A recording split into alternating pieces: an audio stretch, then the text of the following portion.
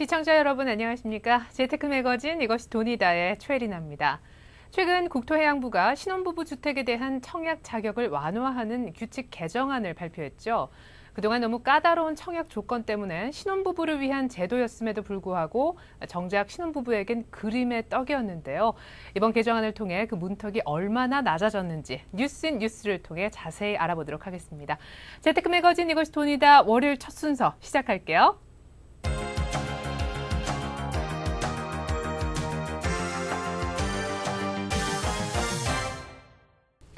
달라진 신혼부부 주택 청약 자격, 과연 어떤 내용들이 개정이 됐는지 서울경제신문 정두환 기자와 함께 얘기 나눠보겠습니다. 안녕하십니까? 네, 안녕하십니까? 사실 신혼부부 주택 제도가 도입이 된 게 지난 9월, 그러니까 얼마 되지 않았는데요. 지금 정부가 여기저기 손을 보고 있다는 건 역시 저조한 청약률 때문이겠죠. 네, 맞습니다. 신혼부부 주택의 청약 조건을 잠깐 살펴보면요. 지금까지 신혼부부 주택은 결혼한 지 3 내지 5년 된 신혼부부, 그리고 자녀가 있는 신혼부부로 청약 조건이 좀 제한되어 있었습니다. 이렇게 조건도 좀 까다로운 데다가 실제적으로 결혼 3, 5년 차 정도의 신혼부부들이 과연 주택에 청약할 수 있는 자금 여력이 얼마나 있느냐를 감안한다면 그렇게 활성화되지 못했던 게 사실입니다. 이렇다 보니까 주무부처인 국토해양부가 최근에 주택공급 규칙을 개정해서 이 같은 신혼부부 주택의 청약 조건을 다소 완화해서 신혼부부 주택 공급에 따른 수요를 좀 활성화시켜보자, 이런 의도인 것 같습니다. 네, 그러니까 까다로운 청약 조건 때문에 지금 많이 속상하셨던 분들이 이번 기회에 내 집 마련 호기를 잡았다, 이렇게 볼 수도 있을 것 같은데요. 구체적으로 청약 조건 어떻게 바뀌었습니까? 예, 저 내용을 좀 살펴보겠습니다. 일단 신혼부부 주택은 지금까지 청약 저축 가입 기간이 12개월 이상으로 되어 있었습니다. 근데 이거를 6개월로 좀 단축시켰는데요. 일반적인 아파트 1순위 자격을 얻으려면 최소한 2년의 가입 기간이 필요한 것과 비교하면 상대적으로 신혼부부에는 상당히 완화된 청약 저축 가입 기간 요건을 적용한 것입니다. 또 맞벌이들에게 적용하는 소득 기준이라는 게 있는데요. 이것을 지금까지는 전년도 도시근로자 월평균 소득의 100%까지만 인정을 해줬습니다. 그 이상이 되면 청약을 할 수 없었는데 앞으로는 이것을 120%까지 좀 확대해서 좀 요건을 완화했습니다. 특히 눈에 띄는 것은 지금까지는 아까도 말씀드렸지만 자녀가 있는 신혼부부만 청약 자격을 받았었는데요. 앞으로는 비록 3순위로 좀 순위가 뒤처지긴 하지만 자녀가 없는 신혼부부도 3, 5년 내면 3순위로 신혼부부 아파트에 청약할 수 있도록 조건을 완화했습니다. 또 한 가지 추가할 것은 지금까지 전용 60제곱미터라면 상당히 소형인데요. 이런 아파트나 내지는 공공택지에 건립한 임대주택 같은 경우는 특별히 저소득층을 위한 신혼주택, 부부주택이라고 그래서 전년도 도시근로자 월평균 소득의 70% 이하인 점은 청약이 가능했습니다. 하지만 이 기준도 월평균 근로소득의 100%까지 청약을 할 수 있도록 크게 완화해 줬습니다. 네, 그동안은 저소득층 그 신혼부부가 신청 대상자가 되면서 주택을 마련하기 위한 그 자금 여력이 좀 달리는 바람에 청약에 적극적으로 뛰어들지 못하는 그런 구조적인 한계가 있었는데요. 이번에 이제 소득 기준이 상향 조정이 되고 자녀가 없는 신혼부부라 할지라도 청약에 가입을 할 수가 있는 그런 기회폭이 훨씬 더 넓어졌다, 이렇게 볼 수 있겠습니다. 자, 이렇게 본다면 신혼부부 주택 앞으로 관심이 더욱더 커질 것으로 보이는데 구체적으로 어느 지역, 어느 단지에 관심을 갖는 것이 좋겠습니까? 예, 일단 올해부터 새로 법이 바뀐 올 연말부터 내년 상반기까지 물량을 한번 살펴봤는데요. 네. 한 수도권에서 한 10개 단지 정도가 될 것으로 보입니다. 아무래도 신규 분양이 좀 침체되어 있다 보니까 신혼부부 주택 역시 거기에 따라서 공급이 그렇게 많지는 않은데요. 일단 서울 지역부터 좀 보면 이달 중 서울 강북 미안 뉴타운에서 한 두산건설이 143가구 정도를 공급할 예정입니다. 또 삼성물산도 서울 중구 신당동에서 한 53가구 정도의 신혼부부 주택을 내놓을 예정인데요. 이 중 미안 뉴타운을 좀 살펴보면 두산 위브 같은 경우 단지 규모가 일단 눈에 띕니다. 한 1,370가구니까 상당히 매머드급이라고 할 수 있고요. 지금 현재는 교통국이 약간 불편하긴 한데 앞으로 우이 신설 간 경전철이 개통되고 나면 취약한 교통 여건도 크게 개선될 것으로 보입니다. 삼성물산의 신당동 아파트 같은 경우는 단지 규모는 사실 그렇게 크진 않습니다. 한 287가구 정도 되니까 한 중급 정도 단지인데요. 하지만 지하철 환승 역세권이라는 점, 그리고 이 전체 물량이 한 3분의 2 정도인 187가구가 전용 60제곱미터 이하 소형 아파트라는 점을 감안한다면 신혼부부들의 수요, 즉 작고 그리고 교통이 좋은 이 두 가지 요건을 다 충족할 수 있는 그런 단지로 보입니다. 그래요. 뭐 물량은 많지 않아도 뭐 나름대로 입지 여건 또 규모 좋은 것들이 포함이 돼 있는 모습인데요. 제가 알기로는 서울시가 공급하는 신혼부부 주택도 있다고 들었거든요. 맞습니까? 예, 그렇습니다. 서울시 산하의 SH공사라는 곳이 있는데요. 내년 상반기까지 공급할 물량이 한 350가구 정도 되는 것으로 파악되고 있습니다. 일단 내년 2월에는 강일 지구에서 한 33가구 정도, 그리고 은평 2지구에서 한 81가구 정도가 나올 예정인데, 이 두 지구 같은 경우는 이미 인지도가 워낙 높은 단지들이다 보니까 신혼부부들이 청약하기가 상당히 관심을 가져볼 만한 단지로 보입니다. 이 밖에도 상계 장암 지구에서 한 69가구, 그리고 신내 지구에서도 한 168가구 정도가 내년 상반기 중 나올 것으로 보입니다. 물론 서울만 소개를 해드렸는데요. 수도권으로도 가서 좀 몇 개 단지가 있긴 합니다. 이 수도권을 보면 지역별로는 광명시 하안동, 그리고 의왕시 내손동, 수원 권선동, 그리고 인천 도화동 등인데요. 내년 상반기 중 민간 부문에서 아파트를 지어서 그중 일부를 신혼부부용으로 공급할 예정입니다. 눈에 띄는 것은 광명 하안동하고 의왕 내손동인데요. 아무래도 서울과 가까운 인접 지역들이다 보니까 청약자들이 좀 선택적으로 집중해서 청약해볼 만한 단지로 인정되고 있습니다. 그래요. 그 신혼부부한테 청약 우선권을 주겠다 하는 정부의 취지는 굉장히 좋은 것입니다만은 이번에 청약 조건을 완화하는 조치를 내놨음에도 불구하고 지금 신혼부부 주택에 대한 논란이 끊이질 않고 있거든요. 이유 어디 있다고 보시나요? 예, 신혼부부 주택 제도가 도입된 이후부터 계속된 논란인데요. 정부의 취지 자체는 신혼부부에게 좀 더 쉽게 아파트를 분양받을 수 있게 해주겠다고 했지만 실질적으로 신혼부부의 주택 여건을 감안한다면 이 같은 혜택이 일부 돈 있는 계층, 즉 부모에게 좀 자산을 물려받았거나 내지는 고소득층 신혼부부에게만 혜택이 좀 집중되고 있다는 지적이 일고 있습니다. 서울 시내에서 아파트를 분양받으려면 최소한 평당 한 1,000만 원 이상을 줘야 되는데요. 그렇다 보니까 한 아파트 한 30평대나 20평대를 분양받으려고 보면 최소한 3억 원 이상이 필요합니다. 과연 결혼 3 내지 5년 차 신혼부부가 이런 아파트를 분양받을 수 있겠냐, 좀 회의가 들 수밖에 없습니다. 한 예를 들어보겠는데, 최근에 삼성물산이라는 회사가 강남 삼성 반포에서 아파트를 분양했는데 이 신혼부부 주택 같은 경우 평당 3천만 원이 넘었습니다. 네. 그렇다 보니까 90가구 공급에 단 2명만 신청하는 전 저조한 청약률을 기록할 수밖에 없었습니다. 전문가들은 이 신혼부부보다는 오히려 지금 한 결혼 10년 차 정도, 즉 주택 구매력도 가장 왕성하고 구매 의욕도 많은 이런 무주택 40대 전후의 수요자들에게 좀 주택을 공급을 좀 집중시켜야 되는 게 아니냐는 그런 말도 나오고 있습니다. 네. 그 정부가 청약 조건을 대폭 완화했지만 그럼에도 불구하고 신혼부부용 주택 아직은 여러 가지 이유로 인해서 찬밥 신세에 머물고 있는 것 같습니다. 뭐 가격이라든지 납부 조건 등에 대한 혜택이 없는 한 신혼부부한테는 여전히 버거운 제도로 남을지 모르겠네요. 네, 지금까지 달라진 신혼부부 주택 청약 조건에 대해서 알아봤습니다. 서울경제신문 정두환 기자였습니다. 정 기자 말씀 잘 들었습니다. 네, 다음 코너 역시 내 집 마련 정보가 담겨 있죠. 투자승부처 현장에 가다. 오늘 매물은 공기 좋은 곳에 자리 잡은 아파트입니다. 함께 보시죠.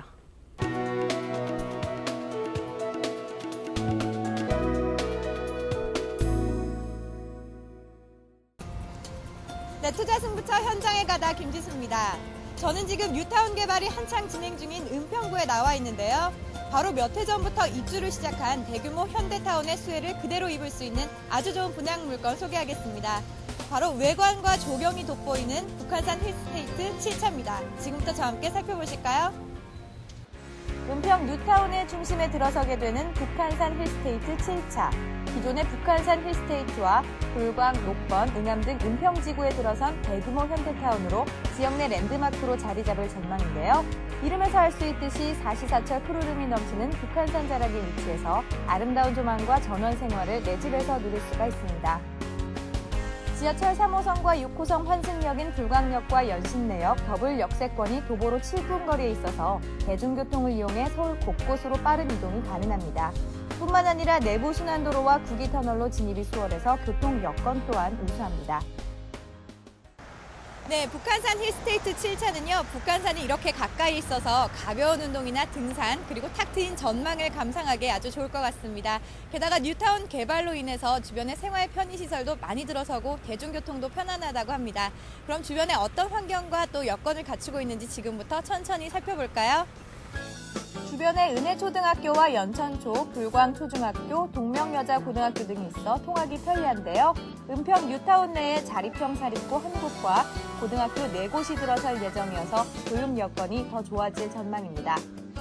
생활 생활 편의 시설로는 이마트와 연서시장, 2001 아울렛, 은평 구립도서관 등이 인접해 있어 입주민들이 편리한 생활을 할 수가 있습니다. 유럽형 외관 디자인이 눈길을 끄는 북한산 힐스테이트 7차. 총 16개 동 1070세대 중 231세대가 일반 분양되는데요. 제공 면적은 80제곱미터부터 168제곱미터 6가지 다양한 면적이 제공됩니다. 대규모 현대타운의 호재와 북한산의 쾌적함을 누릴 수가 있는 북한산 힐스테이트 7차. 내부가 궁금해지는데요. 그래서 제가 모델하우스에 찾아와 봤습니다. 140제곱미터 지금부터 둘러볼게요. 거실은 천연 무늬목과 아트월, 넓은 우물 천정으로 시공하고 가변형 벽체를 적용해 공간 확장이 가능하도록 했습니다. 휴대폰과 인터넷을 통해 집 밖에서도 가스, 난방을 제어할 수가 있고요. 주방 액정 TV폰으로 주방에서 TV와 라디오를 시청하고 전화 통화와 방문자 확인까지 할 수 있습니다. 네, 주부들이 가장 많은 시간을 보내는 주방입니다. 이곳에는요, 2개의 쿡탑과 4개의 쿡탑을 동시에 설치해서 조리 시간을 단축시켰고요. 그리고 음식물 쓰레기 건조기와 음식물 탈수기를 설치해서 주부들이 깨끗한 주방을 유지할 수 있도록 했습니다. 침실은 단침장 2개를 제공해 수납과 인테리어 효과를 동시에 만족하도록 하고 리모컨 스위치를 설계해 편리함을 더했습니다. 하루의 피곤을 말끔하게 씻어줄 욕실에는 수납이 가능한 대형 욕실장과 절수형 양변기, 비데, 샤워기를 설치했고요. 넓고 쾌적한 분위기를 조성하도록 꾸몄습니다. 단지는 고품격 유럽풍의 디자인과 북한산의 산세와 어울리는 디자인으로 고급스러운 이미지를 풍기고요. 아케이드와 성큼 등 입주민들의 커뮤니티를 위한 공간이 별도로 제공됩니다. 전동의 지하 주차장을 설치하고 주차 동선을 간소화로 편의를 더합니다. 힐스테이트와 서울문화재단이 함께 개발한 문화놀이터와 푸른 소나무 숲과 벽천으로 단지 진입부에 조성한 테마공원, 나무와 꽃을 주제로 한 휴게 복합 놀이공간 등이 조성되는데요. 북한산과 조화를 이루는 친환경 정원으로 설계했습니다. 네, 지금까지 여러분의 눈과 발이 되어서 북한산 힐스테이트 7차에 대해서 알아봤는데요. 교통시설, 편의시설, 학군, 녹지까지 뭐 하나 부족한 점이 없는 것 같아요. 새집장만 하고 싶으신 분들에게는 아주 관심이 가는 물건이 아닐 수가 없는데요. 그럼 자세한 분석 스튜디오에서 해드릴게요. 네, 편리한 교통과 풍부한 녹지를 자랑하는 북한산 힐스테이트 7차 아파트. 주변 환경뿐 아니라 내부 조경, 또 외관에도 차별화를 둔 모습인데요. 보다 자세한 소개해드리겠습니다. 부동산 서브의 정태희 연구원, 김지수 아나운서 모셨습니다. 안녕하세요. 안녕하십니까. 모델하우스 내부가 아주 고급스러운 모습이에요. 북한산 힐스테이트 7차 아파트 기본 정보부터 챙겨드릴게요. 네, 서울시 은평구 불광동 292 331번지 일대에 들어서는 현대건설의 북한산 힐스테이트 7차는 지하 3층, 지상 19층 16개 동, 총 1,070가구가 입주할 예정이고 이 중에서 231가구가 일반 분양됩니다. 주택경은 80제곱미터에서 168제곱미터까지 다양한 면적으로 구성이 돼 있고 입주는 2011년 5월 예정입니다. 그리고 주차는 1,236대가 가능합니다. 네, 총 1,070세대 중에서 231세대가 이번에 일반 분양이 될 계획인데 바로 인근에요. 지금 6천여 세대 정도가 되는 아주 대단지, 현대타운 아파트가 있어서 대단지 프리미엄을 그대로 누리지 않을까 싶어요. 어떻습니까? 네, 말씀하신 대로 한 지역에 같은 브랜드의 아파트가 몰려 있는 것을 브랜드 타운이라고 얘기들을 하는데요. 네. 브랜드 타운이 형성이 되면 개별 단지라 할지라도 나홀로 아파트의 그런 느낌보다는 대단지의 느낌이 들 수가 있고 또 지역 랜드마크로서의 인지도가 강해지기 때문에 가치 상승에 상당한 도움이 됩니다. 북한산 힐스테이트 7차는 기존 북한산 1에서 3차 힐스테이트와 또 인접해 있고 또 인근에 불광, 녹번, 응암동 등 은평구의 전체 6천여 가구가 넘는 대규모 현대타운이 형성되어 있기 때문에 가치가 더욱 상승할 것으로 예상이 됩니다. 이런 선례도 많이 있는데요. GS건설이 용인 상현동과 신봉동 일대에 지금까지 총 10,000여 가구의 아파트를 공급해서 이 일대에 명실상부한 GS타운으로 만들었고 또 삼성물산도 마포 공덕동에 이어서 성동구 옥수동 일대에 레미안타운을 추진 중에 있습니다. 네, 그러니까 뭐 인근에 북한산 1, 2, 3차 힐스테이트 아파트가 이미 있고 또 6천 세대가 넘는 대단지 현대타운이 있기 때문에 앞으로의 미래 가치도 참 상승할 것이다 이렇게 예상이 드는데요.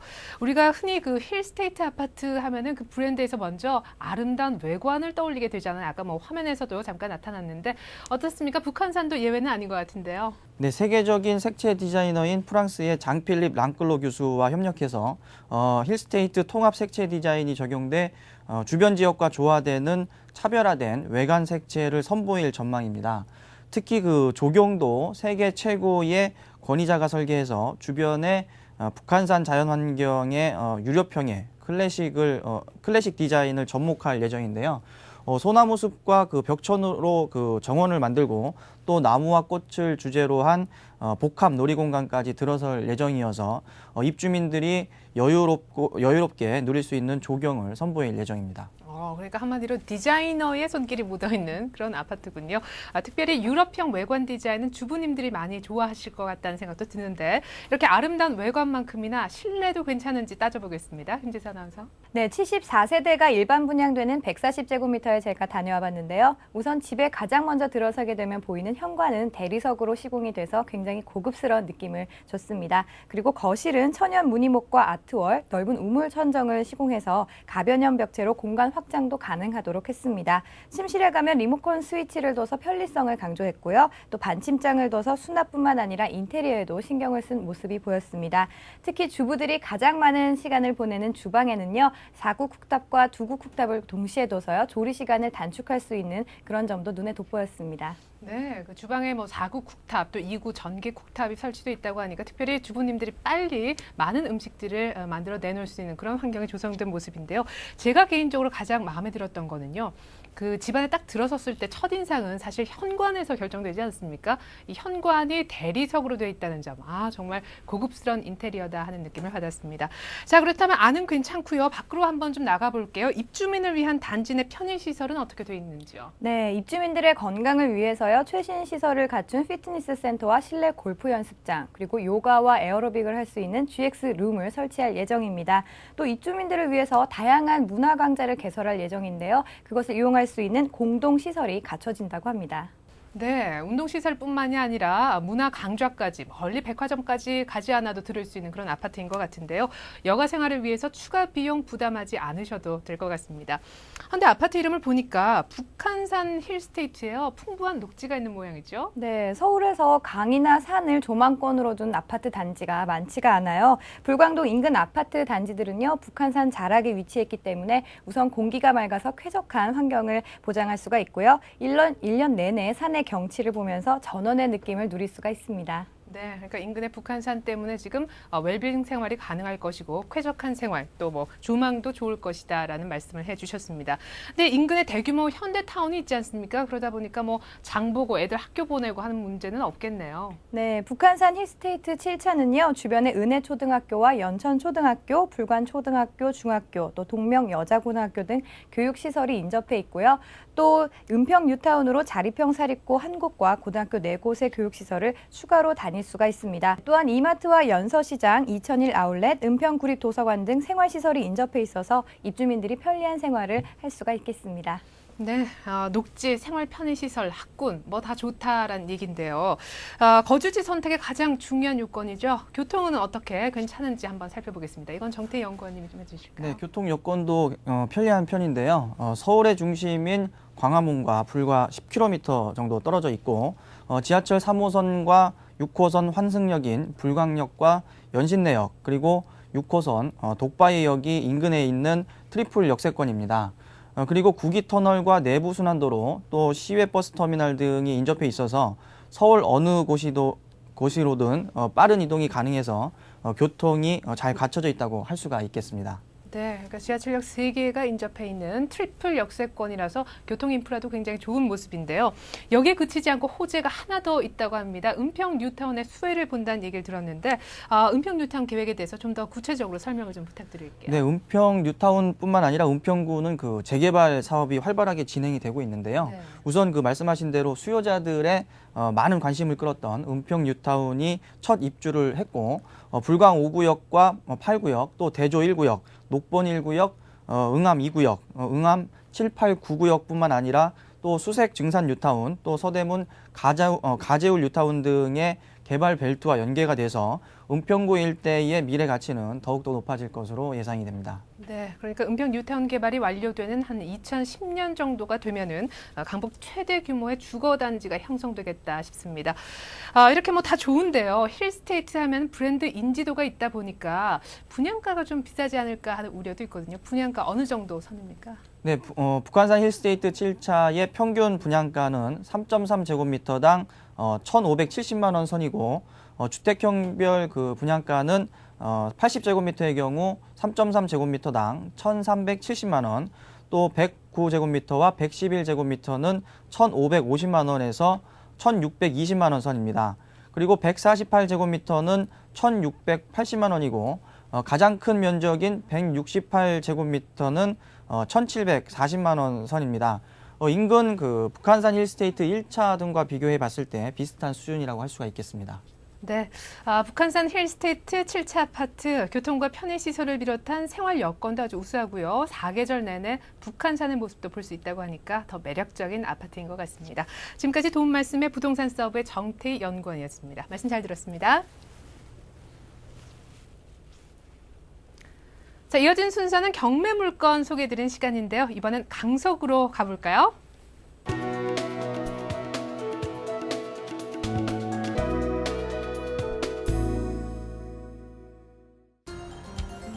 네, 투자 승부처 현장에 가다 김지수입니다. 지하철역에서 1분 거리, 그리고 풍부한 녹지, 주변에 잘 갖춰진 편의시설, 그리고 개발 호재까지 이 모든 것을 갖춘 아파트가 있다고 합니다. 바로 오늘 소개해드릴 경매 물건인데요. 지금부터 함께 보시죠. 지하철 5호선 발산역이 도보 1분 거리에 있는 초역세권으로 편리한 대중교통과 우장산이 인근에 있어 쾌적한 우장산 힐스테이트. 서울시 강서구 내발산동 일대에 들어서 있는 이 아파트는 현대건설이 시공해 2005년 5월 입주를 시작했고요. 총 40개 동의 2198세대의 대단지 아파트입니다. 76제곱미터에서 155제곱미터까지 다양한 면적들로 구성되어 있는 게 특징인데요. 이번에 경매로 나온 101동 301호는 전용 면적 59제곱미터, 대지 면적 28제곱미터, 공급 면적 76제곱미터로 총 17층 중에 3층에 위치해 있고요. 남향에 방이 셋, 화장실이 2회, 계단식 현관 구조로 난방은 도시가스 개별 난방입니다. 네, 2005년부터 입주를 시작한 우장산 힐스테이트. 요즘 새집 증후군에 대한 걱정 참 많으시죠? 하지만 입주 3년차가 되면은요, 이런 걱정은 사라질 뿐더러 주변에 생활 여건도 어느 정도 갖춰져 있기 때문에 수요자들에게 인기가 참 많다고 합니다. 그럼 주변 생활 여건은 어떤지 알아볼까요? 지하철 5호선 발산역이 도보 1분 거리에 있고 지하철 9호선이 내년 개통 예정이어서 대중교통 이용이 편리합니다. 뿐만 아니라 공항로와 올림픽대로 남부순환로의 진입이 수월해 서울 수도권으로 이동이 편리합니다. 단지 인근에 가곡초등학교, 명덕여자중학교, 화곡중학교, 덕원중학교 등이 있어 통학이 편리하고요. 학군도 우수합니다. 또 이름처럼 우장산이 단지 바로 옆에 있어 생활 환경이 쾌적하고요. 조망권 또한 우수합니다. 뿐만 아니라 삼성 홈플러스, 이마트, 그랜드마트 등 대형마트와 재래시장인 송화시장이 인근에 있어 편의시설을 이용하는 데도 전혀 불편함이 없습니다. 우장산 힐스테이트의 장점으로는 무인 택배 시스템을 꼽을 수가 있는데요.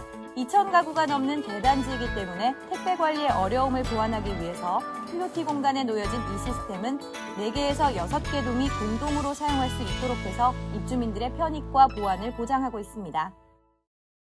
네, 우장산의 쾌적함과 조망권을 확보하고 있는 우장산 힐스테이트. 게다가 1층 필로티 공간에는요, 무인 택배 시스템을 도입해서 주민들의 안전과 편의를 책임진다고 합니다. 이렇게 사소한 것에서부터 주민을 배려하는 마음이 묻어나는데요. 그럼 낙찰을 받아도 괜찮은지 전입세대 열람부터 해볼게요.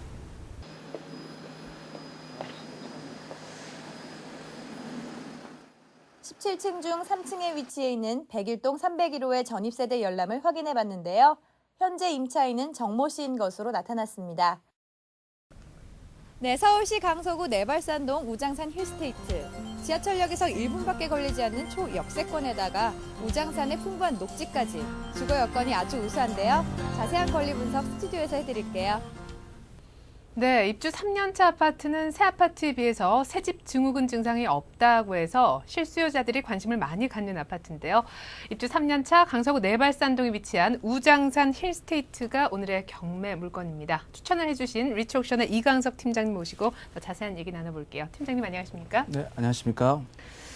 서울 강서구 내발산동의 우장산 힐스테이트 오늘 추천을 해주셨는데 오늘 공교롭게도 분양 물건, 경매 물건 모두 힐스테이트 아파트에 대해서 얘기를 하게 됐습니다. 근데 우리 김지수 아나운서 직접 다녀오셨잖아요. 강서구 내발산동 지역적 특징 먼저 짚어주시죠. 네, 먼저 입지를 살펴보면은요. 서쪽으로는 김포공항과 방안 뉴타운이 위치하고 있고요. 북쪽으로는 워터프론트 사업이 계획에 있습니다. 현재는 미개통된 상태지만은요. 마곡지구를 중심으로 골드라인인 9호선과 인천공항철도가 개통되면 대중교통이 더 편리해질 텐데요. 따라서 지하철 5호선과 9호선이 강서구 지역을 지나게 되면은요. 김포공항, 인천국제공항, 그리고 서울 도심과 강남으로의 진입이 훨씬 수월해지게 됩니다. 이런 교통 인프라는 지역의 활성화에도 기여를 하게 될 것으로 예상됩니다. 네, 그러니까 향후 지하철 9호선이 개통이 되면은 현재 있는 지하철 5호선과 더불어 더블 역세권이 형성이 될 거다라는 말씀해 주셨는데요. 오늘 본격적으로 물건에 대한 정보를 알아보기에 앞서서 이 강서구 내발산동 현재 부동산 경기는 어느 정도인지 이것부터 따져보도록 하죠. 팀장님. 네, 이게 서울의 다른 지역에 비해 가격 하락폭이 그렇게 심각하지는 않습니다. 올해 초보다 가격이 떨어진 건 사실이지만 특별히 다른 지역에 비해서 뭐 그렇게 심각하다든가 그런 거는 전혀 없으니까 걱정 안 하셔도 되고요. 경매에 나오는 물건도 다른 지역에 비해서 양도 상당히 적습니다. 그리고 설령 나왔을지라 해도 취하되는 물건도 많고요. 그리고 낙찰가 그 자체도 상당히 높은 편이라고 이렇게 해석할 수 있겠습니다. 네, 뭐 걱정할 정도는 아니라고 말씀을 하셨지만 현재 그 부동산 경기 하락, 강서구 내발산동도 피해가지 못한 모습인데요. 그렇다면 지금부터 본격적으로 이제 물건에 대한 소개를 해드리겠습니다. 기본 정보 먼저 좀 챙겨보죠. 네, 강서구 내발산동 우장산 힐스테이트 아파트는요. 현대건설을 시공해서 2005년 5월에 입주를 시작했습니다. 총 40개 동의 2198세대의 대단지 아파트인데요. 공급 면적은 76제곱미터에서 155제곱미터까지 5가지 중대형 면적으로 다양하게 구성되어 있습니다. 오늘 경매로 나온 101동 301호는요. 전용 면적 59제곱미터, 대지 면적 28제곱미터, 공급 면적은 76제곱미터로 방 3개, 화장실 2개를 갖춘 아파트입니다. 총 17층 중에서 3층으로 현관 구조는 계단식이고요. 난방은 도시가스 개별 난방이고요. 햇볕이 잘 드는 남향입니다. 그러니까 오늘 물건은 가장 적은 평수의 그런 유닛이 되겠는데요. 입주 3년 차 그리고 대단지 아파트라면 편의시설은 뭐 잘 갖춰져 있을 것이다라는 예상이 드는데 어떤가요? 네, 교육 여건, 생활 편의시설 어느 것 하나 빠지는 게 없었는데요. 우선 먼저 교육 여건을 살펴보면은요. 인근에 가곡초등학교, 영일중학교, 명덕고와 명덕외고, 화곡중고등학교가 있었고요. 생활 편의시설로는 그랜드마트, 이마트를 이용할 수가 있었습니다. 뿐만 아니라 88체육관과 우장산 공원이 가까이 있어서 스포츠센터를 이용하거나 우장산 공원으로의 등산이나 산책도 할 수가 있어서 건강한 생활을 유지할 수가 있어 보였습니다. 그러니까 지금 뭐 교육, 생활 편의시설 잘 갖춰져 있고요. 또 여가를 활용할 수 있는 공간까지 굉장히 충분하다라는 사실을 알 수가 있었는데 교통 여건면은 어떻습니까? 네, 앞서 말씀드린 대로요. 발산역이 도보로 1분 거리에 아주 가까운 위치에 있고요. 도보 5분 이내에 광화문, 홍대, 서울역 등 도심으로 가는 버스 노선이 상당히 많이 있습니다. 대중교통 이용이 편리할 텐데요. 내년 지하철 9호선도 개통이 되면은요. 강남으로 30분 내 진입이 가능해집니다. 단지 주변에 남부순환로, 올림픽대로, 공항로 진입로가 있어서 서울이나 수도권 전역으로 이동이 수월합니다. 네, 정리를 좀 한번 해보죠. 지금까지 좋다는 얘기가 나온 것이요. 학군, 생활 편의시설, 녹지, 교통 여건까지였는데요. 이게 경매로 나온 물건이니만큼 또 낙찰받았을 때 법적으로 아무런 하자가 없는지 따져봐야 되겠죠. 권리 분석 시간 갖도록 하겠습니다. 네, 이 물건은 근저당권자인 정모 씨가 임의 경매를 신청한 사건입니다. 2005년 8월 22일에 설정된 국민은행 근저당권이 말소 기준 권리가 됩니다. 그리고 이후 설정된 외환은행, 정모 씨, 남대문 세무서 등 근저당 압류 11개 권리들이 있는데 1순위인 국민은행의 근저당권이 말소 기준 권리가 됩니다. 따라서 이후 설정된 모든 권리들이 소멸되므로 낙찰 후에 낙찰짝에서 인수해야 될 권리는 하나도 없는, 그러니까 다시 말해 아주 깨끗한 물건이라고 볼 수 있겠습니다. 그러니까 지금 등기부등본상에 채권이 굉장히 많이 잡혀 있어서 권리관계가 복잡해 보였었는데 권리 분석을 해보니까 낙찰 이후에도 인수되는 권리가 없는 깨끗한 물건이라는 것이 이제 드러났군요. 자, 그렇다면 이번에 현재 그 집에 누가 살고 있는지 임차인 관계를 한번 좀 따져볼까요? 네, 법원 자료인 매각 물건 명세서에는 임차인이 2명 존재합니다. 한 명은 정모 씨이고 한 명은 유모 씨인데 두 분이 부부 관계입니다. 따라서 실질적으로 임차인은 한 명으로 보시면 되겠습니다. 2007년 9월 19일에 전입신고를 했고 확정일자도 받았습니다. 그리고 배당 신고 1억 2천만 원도 했습니다. 그러나 말소기준 권리보다 후순위로서 대항력이 없습니다. 그래서 낙찰자께서는 인수해야 될 보증금이 없는 물건이라고 보시면 되겠습니다. 네, 그러니까 임차인이 지금 두 사람인 것처럼 보이지만 사실상 부부관계이기 때문에 임차인은 한 명이라고 볼 수 있고 그마저도 대항력이 없어서 낙찰이 된 이후에도 인수될 권리는 없다라고 정리를 해주셨는데요. 그렇다면 배당은 어떻게 됩니까? 네, 배당 관계를 살펴보면 최저가 2억 9,440만 원에 만약 낙찰이 된다면 영순위로 경매 비용 400만 원을 제하고요. 그 다음에 1순위 국민은행이 채권액 전부인 1억 6,680만 원을 모두 배당받아 가게 됩니다. 2순위 외환은행은 채권액 1억 3천만 원 중 1억 2,600여만 원 배당을 받습니다. 약 한 400여만 원 배당을 못 받고요. 그리고 3순위 배당자이면서 경매 신청 채권자인 정모 씨가 저번 주 말씀드린 대로 한 푼도 배당을 못 받아가게 되는 상황이 발생합니다. 이 사건을 무잉여 사건이라고 하는데 경매 신청 채권자가 한 푼도 배당받지 못하는 사건이 발생하면 취소될 수 있습니다. 그래서 낙찰자가 3순위 경매 신청 채권자가 약간이라도 배당을 받아갈 수 있도록 3억 이상에서 낙찰을 받으셔야 하는 점, 이 점 유념해 주시기 부탁드리겠습니다. 네. 그러니까 최저가로 낙찰이 되는 경우에는 지금 3순위로 되어 있는 경매 신청자가 배당을 한 푼도 못 받아가기 때문에 지난주에 말씀드린 대로 무잉여에 의해서 경매가 취소되는 사태가 벌어질 수 있다 말씀을 해주셨습니다. 그러니까 지금 최저가보다 약간 더 높은 3억 원 선 정도에서 낙찰을 받는 것이 가장 좋을 텐데요. 주변 시세를 먼저 파악을 해본다면 입찰가 써내는데 많은 도움이 되겠죠. 김지사 아나운서. 네, 강서구 내발산동 우장산 힐스테이트 76제곱미터의 경우에는요. 매매 시세는 4억 2천만 원 선이고요. 전세는 1억 7천만 원 선으로 형성이 돼 있습니다. 그리고 금년 8월에 4억 6천만 원으로 실거래가 이루어진 것으로 알고 있는데요.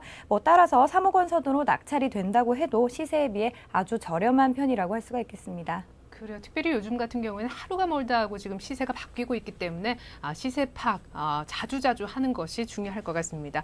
그렇다면 팀장님, 최근 주변 지역에서 유사 경매 낙찰 사례를 좀 소개를 해주시죠. 네, 낙찰 사례가 9월 이전에 있는 데이터는 사실 의미는 없습니다. 지금 경기 상황이 매우 급속도로 하강 국면에 있기 때문에 오래된 데이터는 사실 의미는 없는데 11월 13일에 화곡 프로지오 56평인 대형 아파트가 감정가의 70%에 낙찰이 되었던 사실이 있습니다.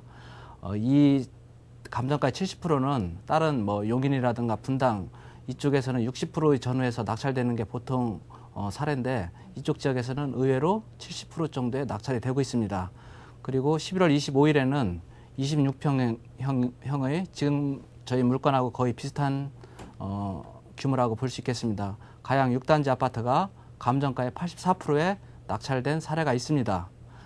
단순 비교는 여러 가지 측면에서 곤란한 점이 있지만 우장산 힐스테이트 아파트는 역세권이라는 점, 그리고 지은 지 3년밖에 안 됐다는 점, 이 점을 감안하신다면 이번 입찰에서 3억 원 초반에 낙찰을 받는다면 아주 잘 받는 상황이라고 볼 수 있겠습니다.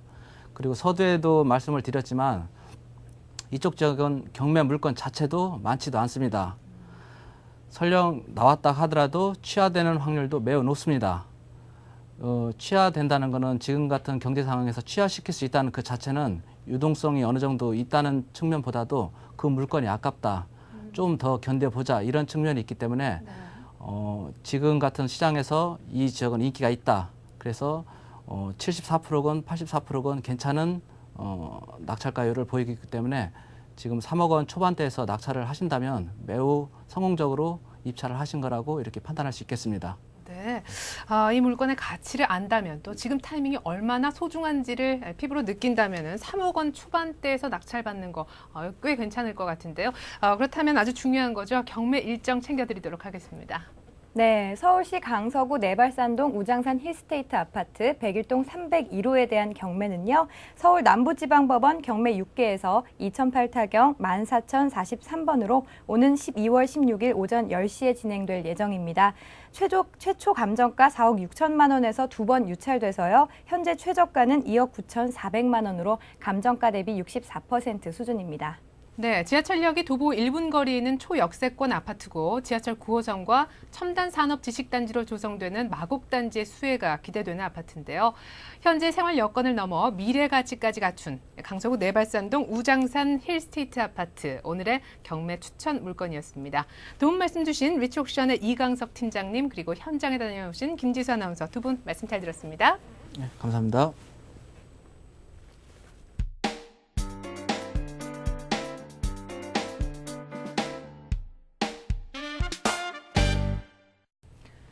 최근 미국발 금융 허리케인이 몰고 온 경기 불황으로 법원마다 경매 물건이 넘쳐나고 있습니다.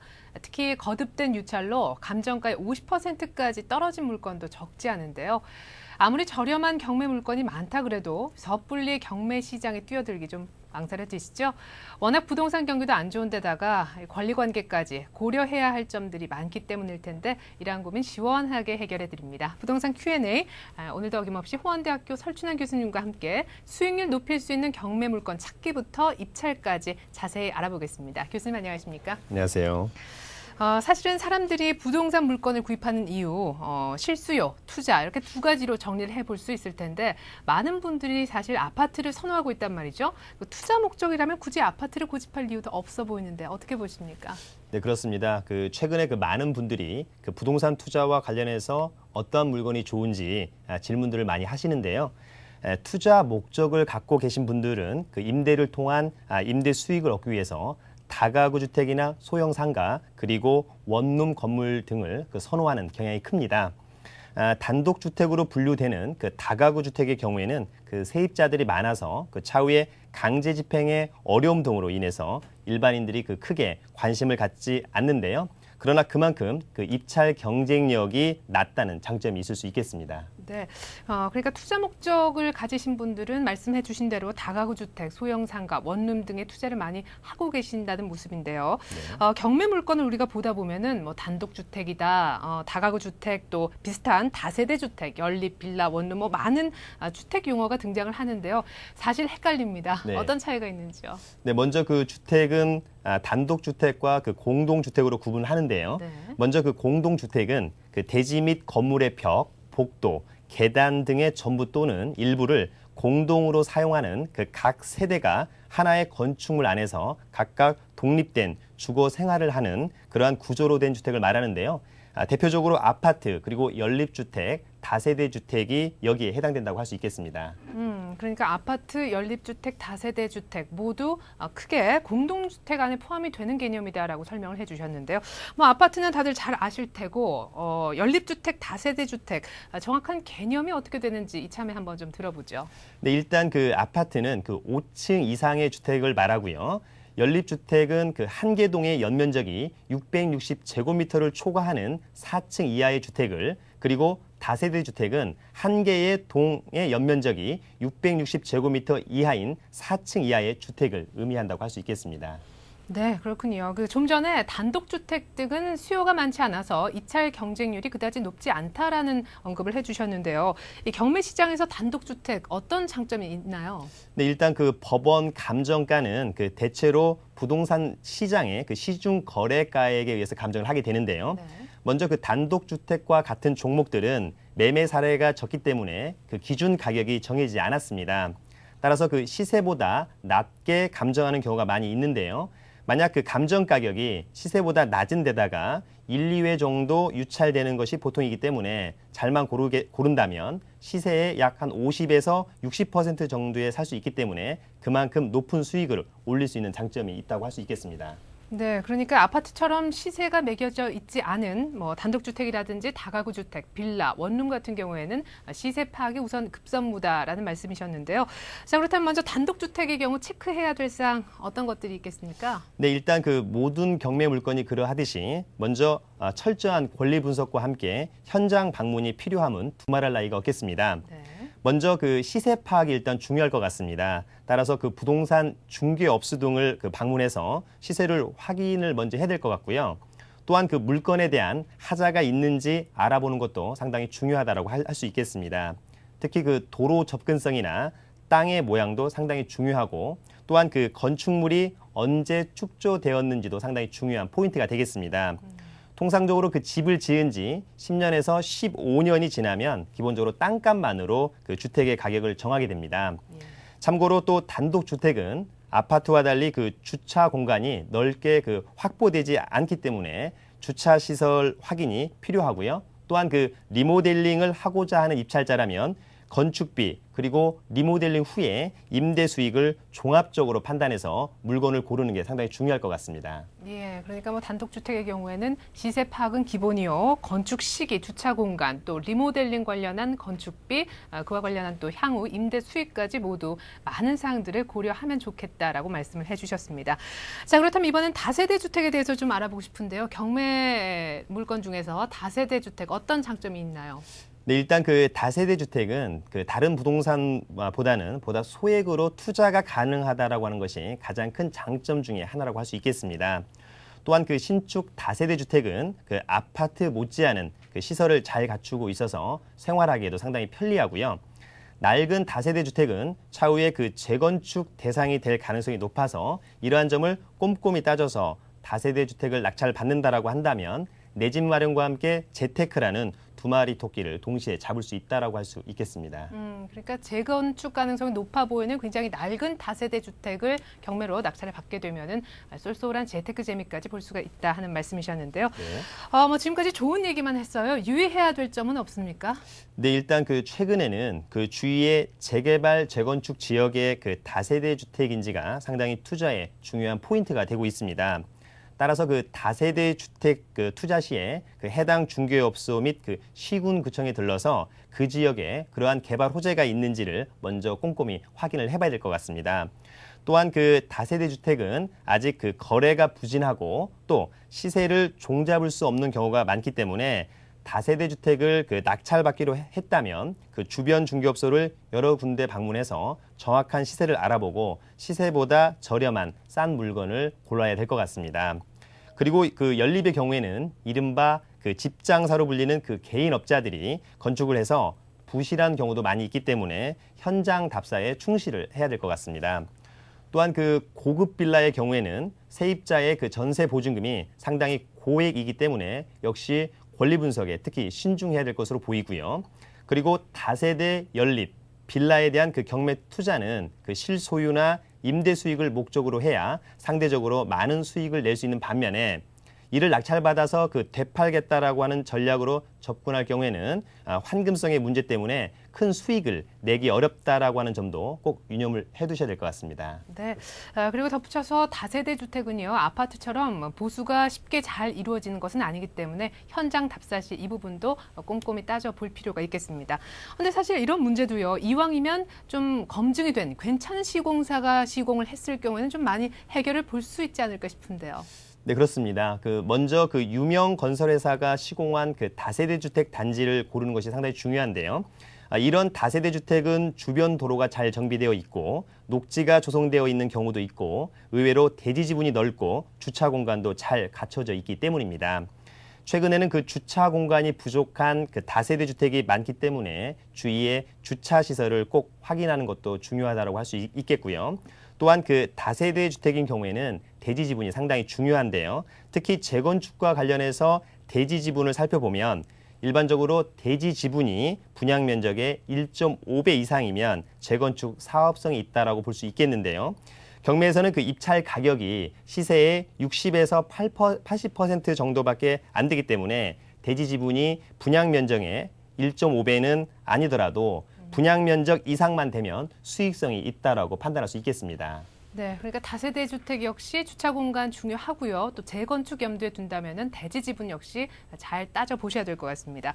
자, 이번엔 소형 빌라 얘기를 좀 해보죠. 먼저 그 경매 시장에서 소형 빌라가 인기가 있는지부터 좀 따져보고 싶은데요. 네, 일단 상당히 인기가 많습니다. 일단 그 경매 시장에서 그 전월세 수익을 겨냥한 그 20평형대 이하의 빌라는 인기가 상당히 높은 편인데요.